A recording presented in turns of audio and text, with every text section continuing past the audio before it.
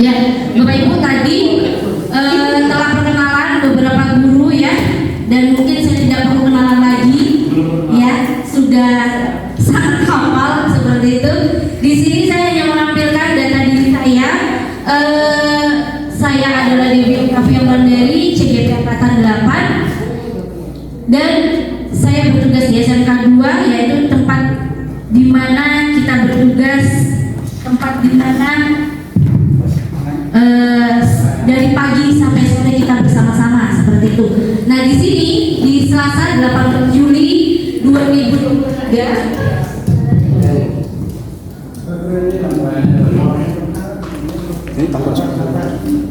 ya, jadi di Selasa 18 Juli tahun 2023 ini saya mendapatkan tugas dari CGP, yaitu disiminasi budaya positif. Mohon maaf, sebenarnya hampir sama seperti disiminasi disiplin positif. Dan tujuan saya di sini juga bukan bermaksud menggurui Bapak Ibu, tidak. Saya hanya mau berbagi informasi apa yang saya dapat. Dan sebelum saya meluncur ke tujuan, saya mengingatkan kembali bahwa CGP Angkatan 10 ini lagi buka. Mana tahu nantinya Bapak Ibu ada tergerak hatinya untuk ke sana, seperti itu. Lanjut Mbak, boleh? Ya, tujuan saya, ya tujuannya di sini itu ada dua Bapak Ibu ya. Nah, tujuan pertama itu adalah menyebarkan informasi baik atau menyebarkan praktek baik kepada Bapak Ibu tentang apa yang saya pelajari di 2 bulan ini. Ternyata saya sudah 2 bulan berlalu di dalam CGP, dan dalam 2 bulan itu saya mempelajari modul 1, baik itu dari subbagian 1.1, 1.2, 1.3, dan 1.4. Nah, saat ini saya itu sedang melaksanakan aksi nyata dari modul 1.4 tentang budaya positif. Sebenarnya pun saya juga masih banyak butuh pembelajaran dari Bapak Ibu sekalian. Namun di sini kembali saya sampaikan, saya tidak menggurui, saya hanya menyampaikan apa yang saya dapat, seperti itu. Silakan next, Mbak. Ya. Nah, di sini saya menuliskan kesepakatan belajar. Jadi mungkin sama saja seperti kesepakatan bertemu kita dalam diskusi. Yang pertama itu adalah peserta berpartisipasi aktif. Nah, di sini mengacungkan tangan ya, jika nantinya Bapak Ibu ada yang ingin ditanyakan. Selanjutnya saling menghargai dan menghormati. Yang keempat adalah konsep moderning ataupun senyap. Yang kelima, diperkenankan izin keluar ruangan untuk kepentingan urgent jika ke toilet ataupun menerima panggilan penting dan sebagainya. Atau dari kesepakatan belajar ada yang mau ditambahkan Bapak Ibu? Oke ya? Iya. Oke. Next Mbak. Nah di sini. Nah, jika kita berbicara tentang namanya budaya positif, saya ingin bertanya kepada Bapak Ibu, gitu. Kita semua pasti pernah berada di bangku SD, kita semua pernah berada di bangku SMP, dan kita semua pernah berada di bangku SMA. Nah, jika saya tanya, Anda pasti sering mendengar kata disiplin. Hal apa pertama yang ada dalam pikiran Bapak Ibu? Monggo Pak Arsan, mumpung kebetulan kemarin membahas disiplin. Jika disiplin berarti tepat waktu. Kata Pak Arsan tepat waktu. Pakai sepatu keungkapan sekalian Pak. Oh iya. Ada lagi Bapak Ibu? Ada yang terbesit kira-kira kata disiplin? Silakan Ibu.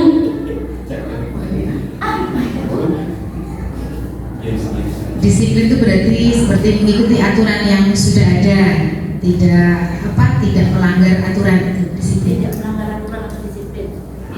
Ada Bapak Ibu yang berbeda? Ya, ada atau Pak Nasmin? Ada berbeda Pak? Oh iya. Oke.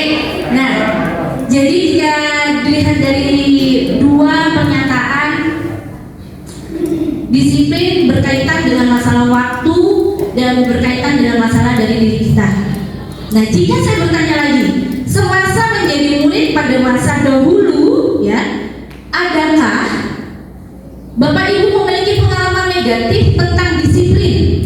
Jika berkenan, ceritakan pengalaman Bapak Ibu dan apa dampak yang Bapak Ibu rasakan dan masih apakah terngiang sampai sekarang? Boleh silakan siapa yang mau bercerita panjang lebar sedikit. Kita semua pasti pernah menjadi siswa, ya kan? Iya. Mana ya Pak Yudi ya? Oh, dipanggil Pak Yudi. Bolehkah Pak ceritakan kepada saya di saat Bapak menjadi siswa? Iya. Langsung terbersih saya. Ada apa ya? Silakan Bapak duduk. Oh, di sini aja boleh. Bapak, kalau misalnya saya boleh bertanya, semasa menjadi murid pada masa dahulu, pengalaman negatif tentang disiplin apa ya Pak?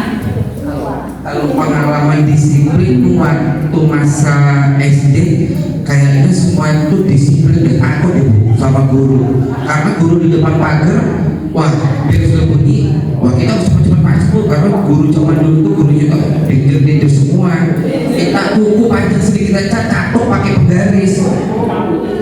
Itu memang pengalaman dulu, insya Allah ya alhamdulillah saya itu pernah sekali dulu kena kan cerita pengalaman ibunya jujur saja. Nah, itu kalau disiplin pada waktu itu semua siswa zaman SD tahun 84 85 itu semua siswa itu merasa takut, bahkan sampai SMP SMA tahun 90-an itu. Kalau di SMA dulu saya alumni SMA Negeri 1 Penajam. Iya, itu pokoknya kalau sudah pagar ditutup, nggak ada siswa itu mau berani masuk nyerobot-nyerobot itu nggak berani, karena kita itu disiplin pada waktu itu. Tapi kalau dibandingkan dengan sekarang, kayaknya jauh tentang kedisiplinan. Dan sekarang pun kita juga harus disiplin, masuk tepat waktu, pulang tepat waktu. Jangan masuk tepat waktu, pulang nggak tepat waktu. Nah, kedisiplinan ada pada diri kita sendiri. Sebenarnya disiplin itu untuk menepati janji pada diri kita sendiri. Itu. Terima kasih banyak Bu. Bapak Ibu hapus untuk Pak Yudi ya, panjang lebar luar biasa. Jadi kalau ditanya Pak Yudi juga memiliki pengalaman negatif tentang disiplin, sebenarnya kalau ditanya saya pun juga pernah seperti itu. Dan andai kata misalnya saya bertanya kepada Bapak Ibu satu-satu pun juga sama, pasti juga pernah, hanya saja mungkin belum sempat untuk mengungkapkannya. Nah, jika pertanyaan ketiga saya berikan lagi kepada Bapak Ibu, saat ini kita sebagai guru, bagaimana pola pikir kita tentang kedisiplinan yang diterapkan kepada murid? Apakah sudah berdampak positif pada mereka? Yang pertama. Yang kedua, jika iya, apa strategi yang Bapak Ibu lakukan? Jika belum, langkah apa yang akan Anda lakukan atau Bapak Ibu lakukan untuk mewujudkan kedisiplinan positif tersebut? Pak Rasben, saya boleh minta pendapatnya Pak Rasben? Boleh lah Pak Rasben. Iya, permisi Ibu.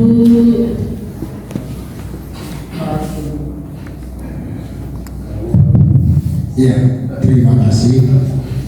Berkaitan dengan kedisiplinan, katakanlah saya pribadi selaku guru, tentunya berteori itu lebih mudah daripada praktek. Karena kalau kita bicara A sampai Z, mungkin anak-anak tidak begitu dengar. Yang dia dengar AJ-nya saja, BCDE-nya yang nggak dengar. Artinya, menurut saya juga sama mungkin. Kita hanya mencontohkan saja ke anak-anak tentang disiplin. Pertama mungkin disiplin waktu. Kalau memang sekolah kita 7:30 mulai belajar, ya kita juga sudah ada seminim mungkin 7:30 sudah di kelas. Demikian juga pulangnya. Kalau memang jam 16.00 pulang ya jam 16.00. Ya intinya menurut saya kita harus menjadi digugu dan ditiru. Itu saja pendapat saya. Terima kasih. Terima kasih Pak Rasben. Tadi Pak Yudi mendapat hapus, saya minta hapusnya untuk Pak Rasben, boleh Bapak Ibu? Ya, jadi jika kita bertanya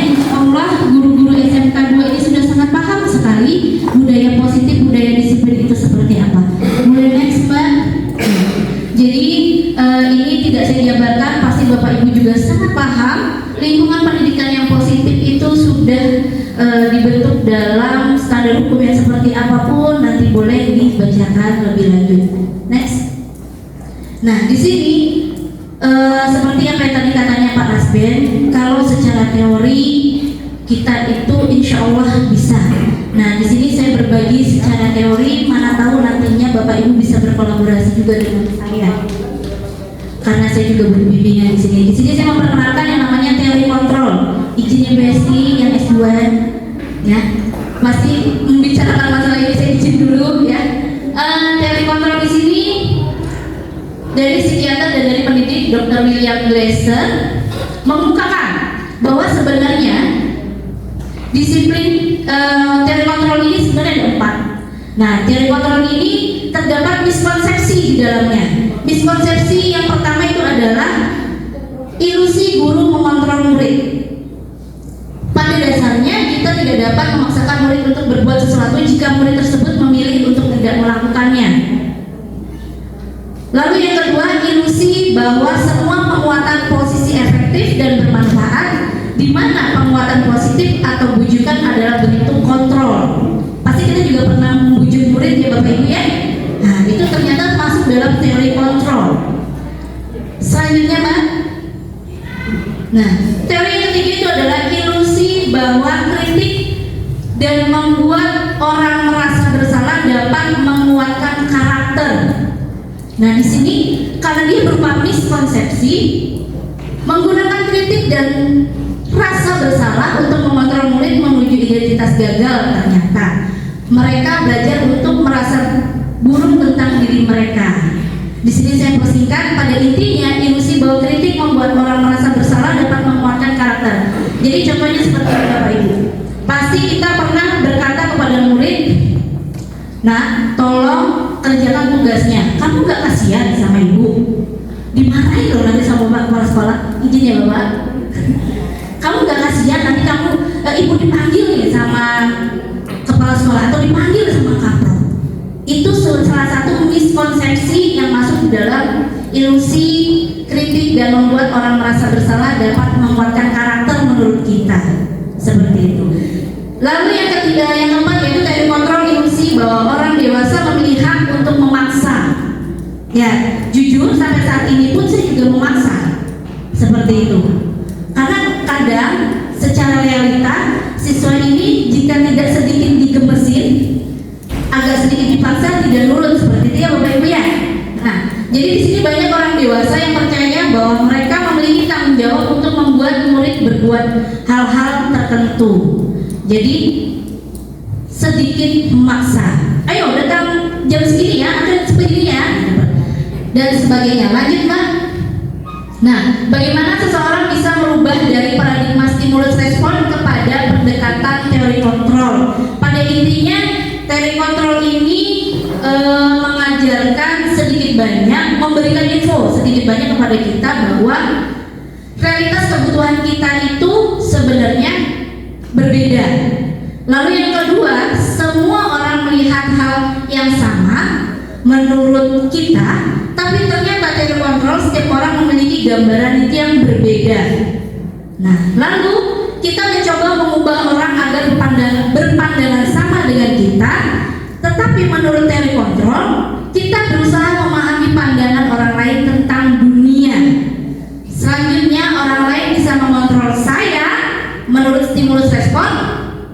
Menurut teori kontrol hanya Anda yang bisa mengontrol diri Anda. Nah, mungkin sampai ke bawahnya boleh dibaca karena juga pengaruh waktu kita Bapak Ibu ya. Next Mbak. Nah, di sini makna disiplin diri. Jadi sebenarnya di sini saya berdiri berbicara tentang namanya budaya positif secara teoritis, yaitu memaknai motivasi intrinsik siswa. Selama ini bukan mungkin ya, saya pun menyadari bahwa saya itu lebih menghidupkan motivasi ekstrinsiknya siswa. Apa itu motivasi ekstrinsik? Yaitu bagaimana caranya kita sedikit banyak memberikan rasa bersalah kepada siswa. Seperti yang saya contohkan tadi. Nanti kalau tugasnya tidak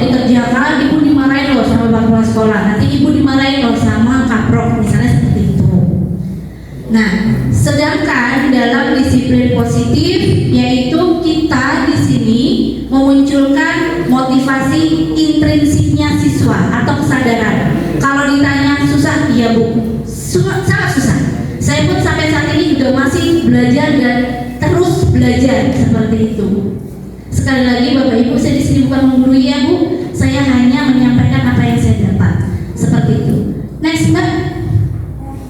Nah, jadi di dalam disiplin positif atau budaya positif terdapat nilai-nilai kebajikan. Sebenarnya ada 6 nilai kebajikan dan 6-nya pun terdiri dari beberapa indikator. Nah, ini nilai kebajikan yang pertama itu adalah profil pelajar Pancasila seperti yang kita ketahui ya, tidak perlu saya sebutkan lagi, ada 6. Next. Dan di sini nilai kebajikan ada Ibo Primary, ya itulah Pak Ibu ya, saya tidak terlalu bisa bahasa Inggris, PIP, dan sikap murid ada 1, 2, 3, 4, 5, 6, 7, 8, 9, 10, 11, 12. Next. Nah, di sini ada 9 pilar karakter Indonesia Foundation atau IHF, itu ada 1, 2, 3, 4, 5, 6, 7, 8, 9. Next. Nilai kebajikan selanjutnya adalah petunjuk seumur hidup dan keterampilan hidup. Nah, di sini banyak karakternya, di sini banyak indikatornya. Nanti boleh saya share kepada Bapak Ibu jika Bapak Ibu ingin membaca. Next. Nah, ini building moral itu ada 1, 2, 3, 4, 5, 6, 7. Ada 7. Nah, dari beberapa nilai-nilai kebijakan yang saya perlihatkan kepada Bapak Ibu, isinya itu sebenarnya hampir sama semua. Nah, nilai kebijakan ini untuk apa? Nah, di sini akan saya perkenalkan apa manfaat dari nilai kebijakan. Silakan di next Mbak. Nah, ini nilai kebijakan yang terakhir yaitu proyek nilai-nilai kebijakan. Juga nanti boleh Bapak Ibu cek. Next. Nah, kebajikan. Saya grogi depannya budaya. Ya, jadi nilai kebajikan ya Bapak Ibu mohon maaf. Nah, jadi nilai-nilai kebajikan itu nanti akan berkaitan dengan namanya antara hukum, konsekuensi dan restitusi. Ya, di sini hukum, murid atau anak belajar menyembunyikan kesalahan. Lalu yang kedua, dampak pada murid marah, bersalah, dibuat guru menyakiti atau menyindir, tidak nyaman untuk jangka panjang. Konsekuensinya di saat murid belajar menyembunyikan kesalahan, murid akan belajar taat peraturan, tapi terkadang dia bisa menghilang. Nah, restitusinya murid atau anak belajar memecahkan masalah. Jadi di sini ada antara hukum, konsekuensi dan restitusi. Mungkin sudah sangat familiar kepada Bapak Ibu apa itu hukuman, apa itu konsekuensi, apa itu restitusi. Nah, lanjut Mbak.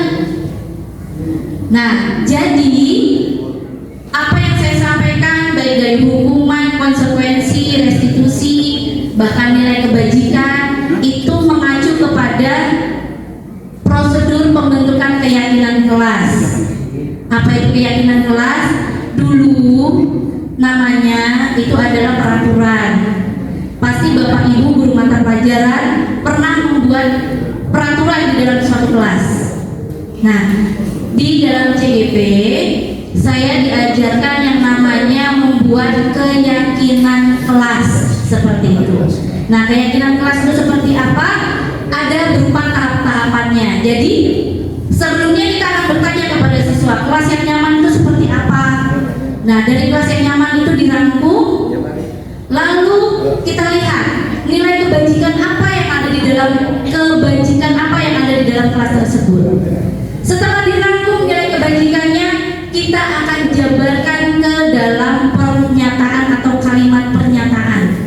Contoh misalnya, di dalam satu kelas seperti tadi, boleh di next Mbak.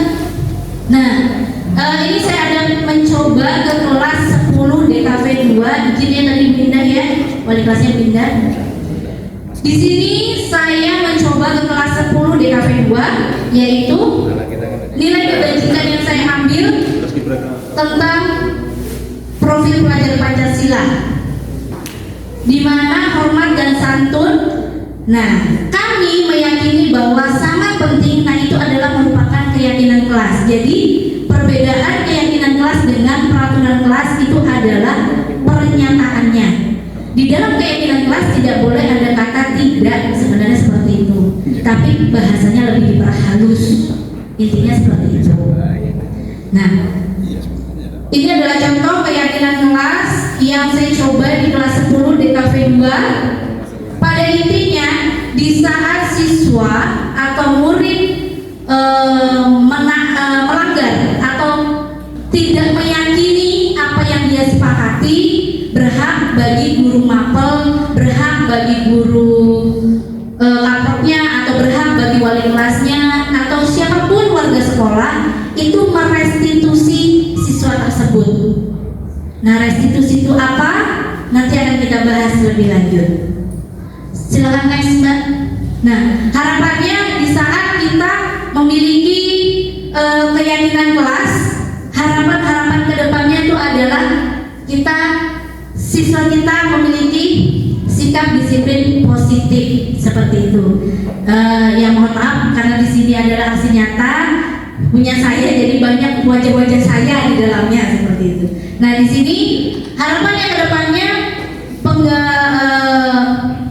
senyum salam sapa itu kembali ditingkatkan seperti itu. Lalu yang kedua, budaya positif atau disiplin positif selanjutnya yaitu menggunakan air secukupnya sebagai aksi kebajikan peduli pada lingkungan sekitar. Itu juga merupakan budaya positif. Next. Nah, di sini sadar berinfak sebagai aksi nilai kebajikan peduli pada sesama dan sekitar.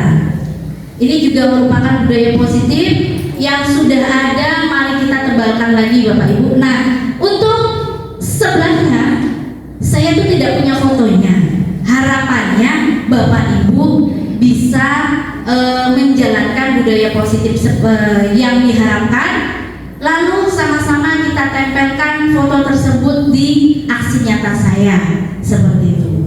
Karena di sampingnya yang tidak ada fotonya itu adalah mengembalikan barang pada tempat yang seharusnya sebagai aksi nilai kebajikan rasa hormat atas barang orang lain atau fasilitas sekolah. Gitu. Next, Mbak. Ya, melaksanakan piket kelas sebagai aksi nilai kebajikan tanggung jawab atau tugas. Nah, terkadang kita melalaikan sedikit seperti itu ya untuk tugas piket kelas.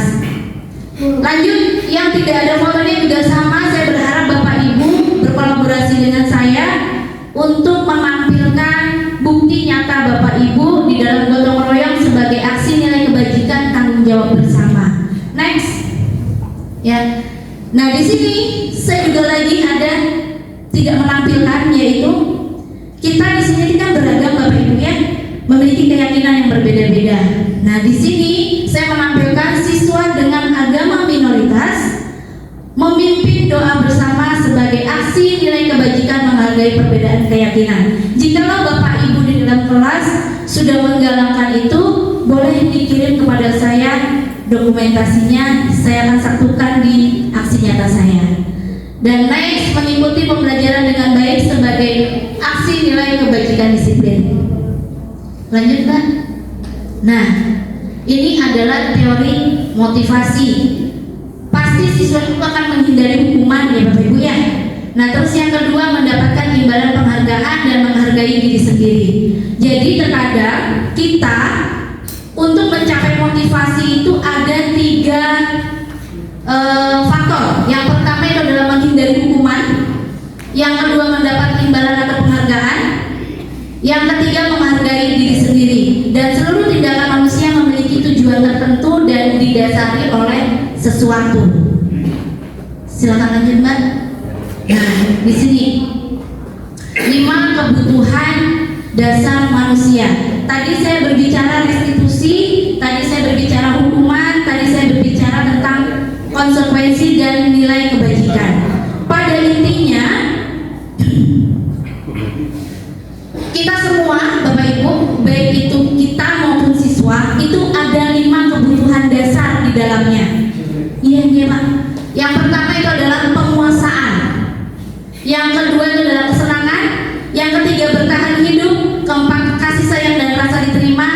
Dan yang kelima itu adalah kebebasan. Nah, kalau kita kembali ke kebutuhan dasar manusia, pasti kita memiliki siswa yang bermasalah. Mungkin ada siswa itu yang di dalam kelas dia pengen diakui, berarti ternyata dia 5 kebutuhan dasarnya salah satunya itu belum terpenuhi, makanya dia terkadang berperilaku seperti itu. Contohnya seperti itu ya Bapak Ibu. Nah, lalu misal di dalam kelas ada siswa yang celometan, kalau punya makanan temannya diambil tanpa izin ataupun izin dengan sering dan secara sengaja. Ternyata dia merupakan salah satu 5 dari kebutuhan manusia ini yang salah satunya itu tidak terpenuhi, yaitu kebutuhan bertahan hidup. Kenapa bertahan hidup? Karena makan itu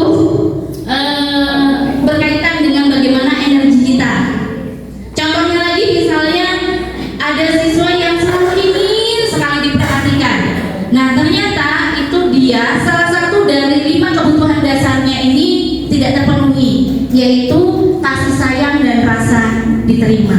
Dan pasti Bapak Ibu juga sudah sangat mengerti sekali karakteristik siswa tersebut. Hanya saja mungkin kita sebagai pendidik belum membuka kira-kira apa kebutuhan dasar dari anak ini tadi. Next, Mbak. Nah, ini adalah posisi kontrol, 5 posisi kontrol ya di dalam penerapannya. Nah, jika saya bertanya lagi nih Bapak Ibu ya, saya menyampaikan materinya kayak kereta api, pokoknya tanpa pantau waktu. Hukum-hukum pembuat merasa bersalah, teman pemantau dan manajer. Nah, dari 5 posisi kontrol ini, manakah yang sering Bapak Ibu lakukan? Penghukum. Pembuat merasa penghukum ini setiap siswa bermasalah diberikan hukuman. Kalau untuk pembuat merasa bersalah seperti yang saya katakan tadi, kita mungkin berdialog kepada siswa, tolonglah nak, tolong aja. Mungkin biasanya ada kata seperti itu, atau ada bujukan-bujukan bahwa nanti ibu dimarahin loh. Nah, itu adalah posisi kontrol pembuat merasa siswa itu bersalah. Selanjutnya itu adalah posisi teman. Nah, pasti di antara Bapak Ibu pernah melakukan hal ini, yaitu di saat siswa itu bermasalah dibereskan seperti itu. Nah, lalu yang keempat yaitu pemantau. Nah, pemantau ini posisinya adalah biasanya peran Bapak Ibu lebih mengarah menggali, namun menyampaikan solusinya dari Bapak Ibu sendiri, bukan dari siswanya. Nah, yang terakhir adalah posisi manajer, di mana segitiga restitusi ini dihubungkan ke dalam posisi kontrol manajer. Sangat berat memang Bapak Ibu, dan sangat-sangat berat sekali di saat ada siswa yang bermasalah.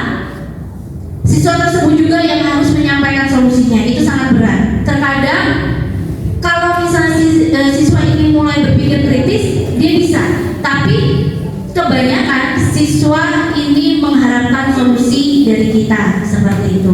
Itu adalah 5 posisi kontrol yang sering terjadi dalam diri kita. Next, nah ini adalah segitiga restitusi.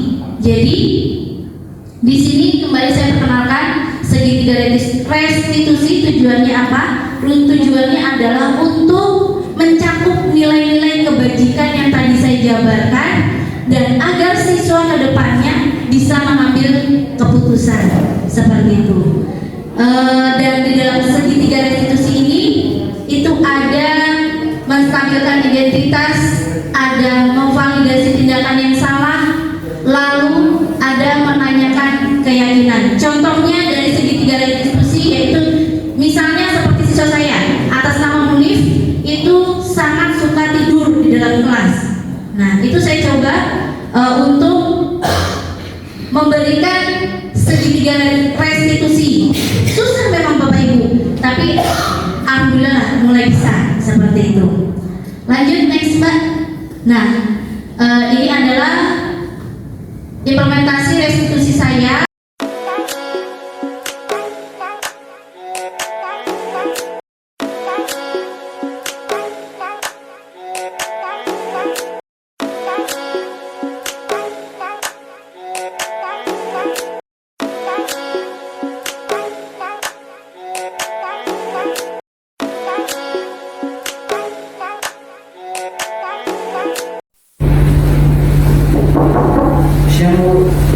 Ya, siang Munif, silakan masuk Munif, silakan duduk.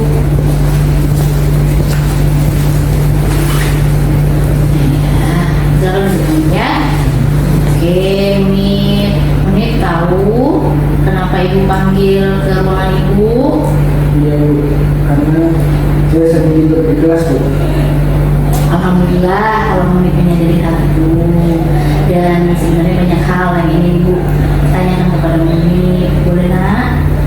Boleh Bu, tapi takut Ibu tidak dapat menerima alasan saya Bu. Munif tidak perlu takut untuk mengungkapkan alasan Munif sebenarnya seperti apa dan kenapa alasan Munif itu mengantuk di dalam kelas. Karena kan setiap diri kita ini, manusia ini pasti punya rasa lelah dan pasti bisa, ya kan? Iya Bu, tapi saya sering begadang Bu, bermain HP, bermain game sampai jam 3. Terus lepas subuh tiba-tiba rasa ngantuk sehingga ke sekolah terus ketiduran Bu. Selain itu, lalu kira-kira alasan Munif lainnya ada nak? Ada Bu, saya sering juga ngumpul sama teman, main gitar, bernyanyi sampai tengah malam, terus pulang subuh tidak tidur sampai pagi Bu. Banyak berarti ya temannya Munif ya. Nah, dari apa yang Munif ungkapkan berefek tidur di dalam kelas, jadinya Munif masih ingat dengan keyakinan kelas? Masih Bu. Kalau masih ingat, kira-kira Munif yang Munif lakukan ini itu sudah sesuai dengan keyakinan kelas atau belum? Belum. Nah, kalau belum, kira-kira keyakinan kelas yang mana? Berpartisipasi aktif dalam pembelajaran kelas Bu. Sebenarnya ternyata kamu tahu ya. Lalu apakah kamu punya solusi untuk permasalahan ini nak?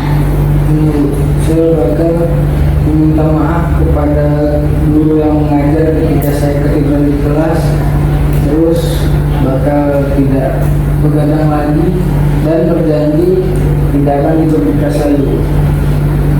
Baik, Ibu apresiasi untuk tanggung jawabmu nak ya. Dan Ibu yakin kamu pasti bisa memperbaikinya, mengingat ini sudah waktunya pulang sekolah ya. Nanti Munif bisa kembali ke kelas dan mengambil tasnya lalu pulang ke sekolah. Ya, terima kasih Bu. Sama-sama.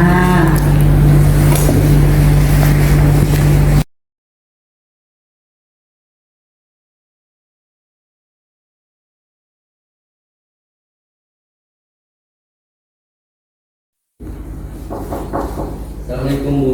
Waalaikumsalam. Ya, silakan masuk Nirwan. Silakan dulu.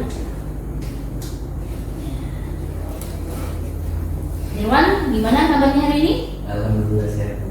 Sehat, ya.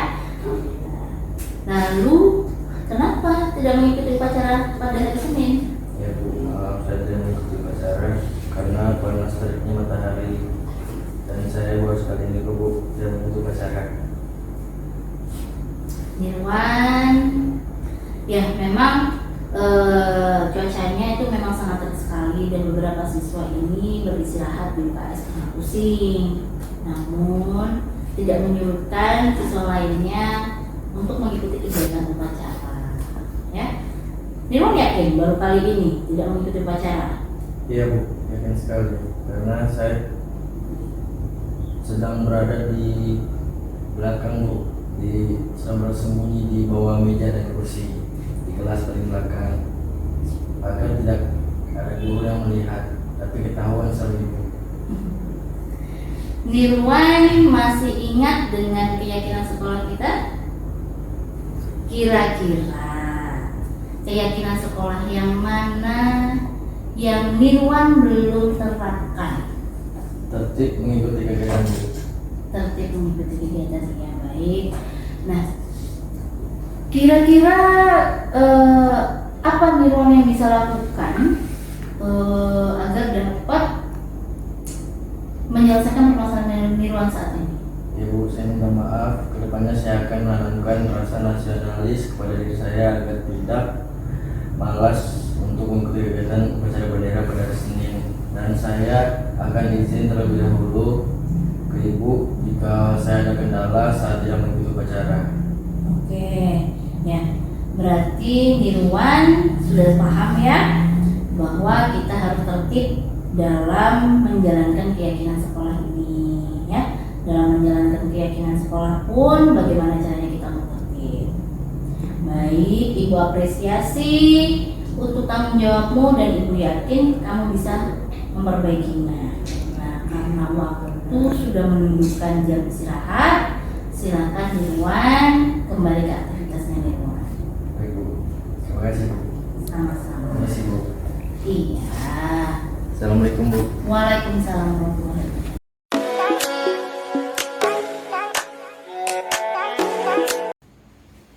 Saya Munif dari kelas 11 TL2. Senang sekali diajak berdiskusi oleh Ibu Debbie untuk menumbuhkan semangat dan kesadaran dalam pembelajaran. Saya akan terus berusaha untuk memperbaiki diri agar menjalankan keyakinan kelas yang saya yakini.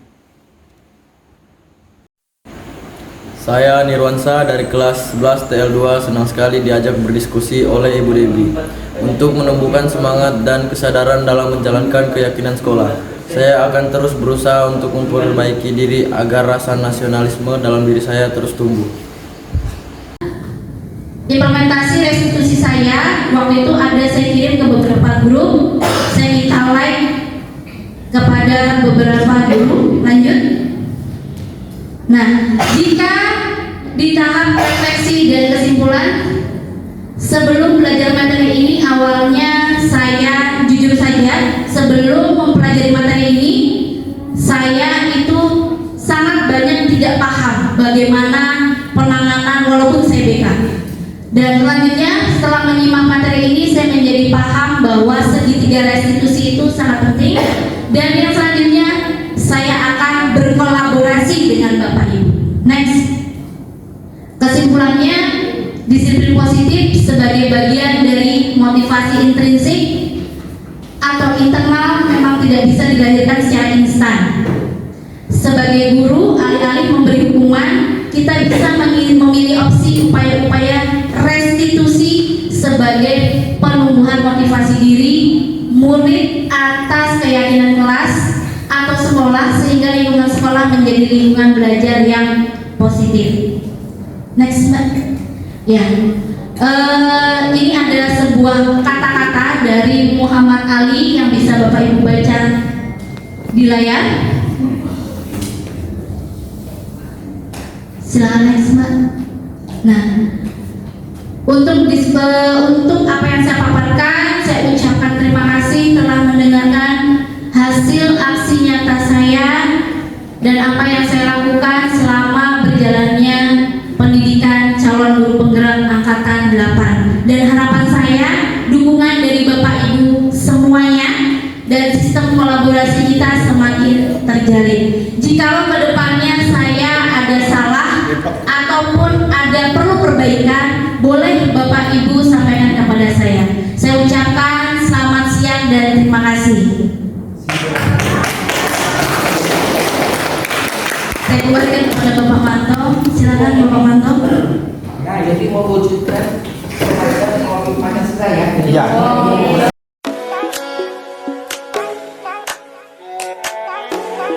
Assalamualaikum warahmatullahi wabarakatuh. Perkenalkan, nama saya Suparmanto selaku Wakil Kurikulum di SMK Negeri 2 Penajam Pasir Utara, Provinsi Kalimantan Timur. Dalam hal ini kami akan mencoba untuk memberikan respon atau tanggapan terkait aksi diseminasi yang telah dilakukan oleh salah satu calon guru penggerak dari sekolah kami, yaitu Ibu Debbie.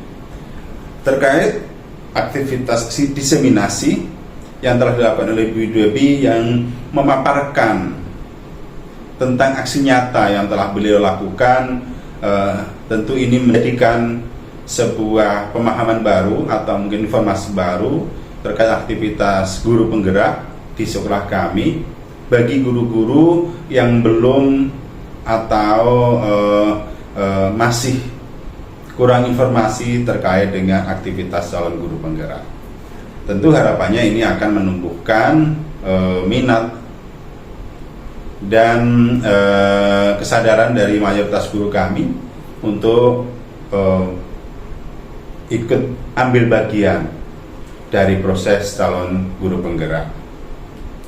Kemudian yang kedua, terkait budaya positif yang kemarin sempat didiseminasikan oleh Ibu Debbie, tentu ini harapannya menjadi kesadaran bersama dari seluruh warga sekolah, baik pada tingkatan manajemen sekolah maupun pada para gurunya, juga nanti bisa ditumbuh kembangkan budaya positif di kalangan siswa.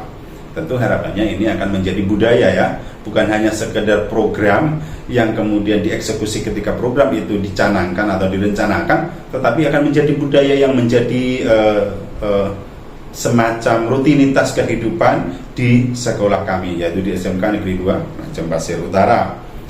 Nah, sedangkan strategi yang direncanakan guna penerapan kolaborasi budaya positif di sini tentu perlu komunikasi yang intensif seluruh warga sekolah, baik dari manajemennya, kemudian tenaga kependidikannya, dan juga para gurunya. Ini harus terjadi komunikasi yang efektif terkait bagaimana implementasi budaya positif ini. Artinya apa? Seluruh warga sekolah punya tanggung jawab yang sama terkait penerapan budaya positif. Tentu ini tidak akan menjadi sebuah budaya atau menjadi sebuah pembiasaan jika warga sekolahnya ada sebagian yang tidak peduli tentang bagaimana budaya positif ini perlu ditumbuh kembangkan. Mungkin semacam itu komentar atau tanggapan dari kami terkait dengan aksi diseminasi yang telah dilakukan oleh Ibu Debbie sebagai salah satu program dari calon guru penggerak. Terima kasih, saya akhiri. Wassalamualaikum warahmatullahi wabarakatuh.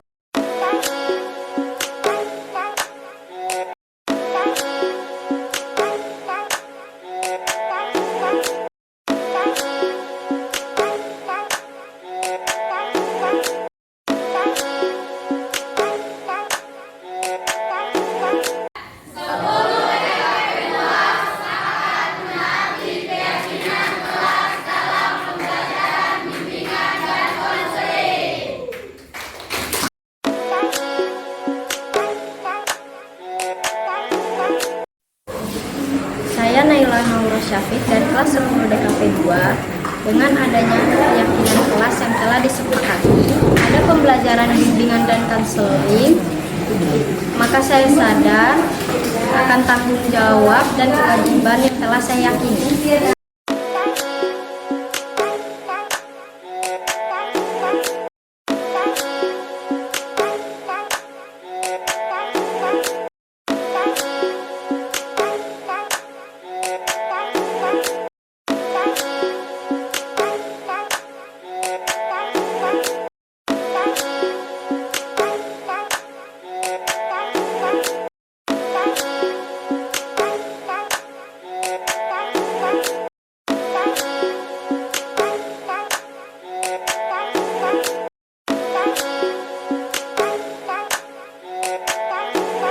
Assalamualaikum warahmatullahi wabarakatuh.